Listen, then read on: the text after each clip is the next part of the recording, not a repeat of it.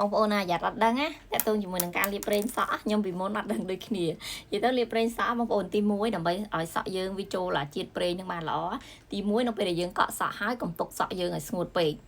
hái bị tọt máu dương mà ลิប pre hai ca ลิប pre nhé បងប្អូននេះជាមើល ลิប pre nhé គឺយើងចាក់ pre ចូលលើដៃមកពីប៉ាំមកបងប្អូនសក់យើងច្រើនជាងលាបពីប៉ាំបាត់ល្មមចឹងប្រហាក់ប៉ុណ្ណឹងហើយបងប្អូនញីឲ្យដាក់លើសក់មិនអត់ចឹងណាគឺនេះយើងឲ្យអាប្រេងនេះវាចូលឡាកលាក់ដៃយើងចាហ្នឹងហើយអាប្រេងនេះវាចូលសិនណាហើយបន្តមកគឺយើងយកមកនេះជ្រងលើសក់យើងចឹងអាហ្នឹងណាគឺវិធីហ្នឹងណាលាបទៅសក់ល្អណាខាងនេះដូចគ្នាយើងធ្វើចឹងណាបងប្អូនគឺលាបសក់ល្អណាស់ហាសក់មុខហ្នឹងនិយាយទៅយើងຕົកប្រវែងនេះមកណាបាច់លាបដល់សាច់ក្បាលទេលាបដល់សាច់ក្បាលណាវារៀងស្ពឹកសក់ហើយវាក្បាលយើងវាងាយនឹងកាត់គេ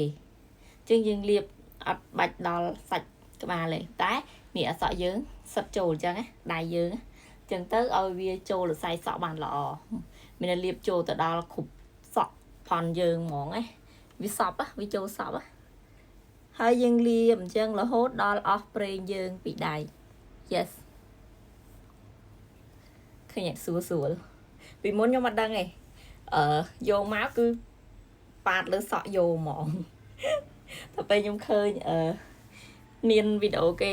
ណែនាំតាក់ទងជាមួយនឹងការលាបប្រេងសក់ពេលចឹងទៅធ្វើតាមគេទៅឃើញមានអារម្មណ៍ថាសក់យើងរៀងមានទម្ងន់ហើយមានអារម្មណ៍ថាប្រេងដែលយើងលាបនឹងវាអត់ចោលវាសប់ចូលទៅខ្សែសក់បានល្អអញ្ចឹងណាយ៉ាបងអស់ហើយកញ្ញាត់អស់ពីដៃលេងចឹងអស់ហើយយើងមកសិតថែមឲ្យវាចូលទម្រង់សក់យើងណាកញ្ញាត់ហើយមើលឃើញថាសក់យើងនឹងវាអត់សូវសពងYes អរគុណបាយបាយ